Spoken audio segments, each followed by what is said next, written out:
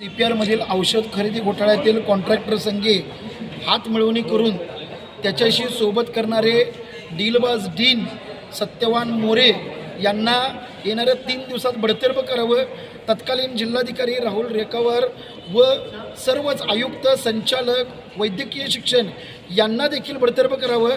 महाराष्ट्रातील 13 जिल्हाधिकाऱ्यांना चुना लावणाऱ्या त्या कॉन्ट्रॅक्टर विरुद्ध, त्याच्या वडिलांच्या विरुद्ध, शिवाय कोलोप्लास्ट इंडिया प्रायव्हेट लिमिटेड या कंपनीच्या संचालकांच्या विरुद्ध देखील फौजदारी गुन्हा दाखल झाला पाहिजे.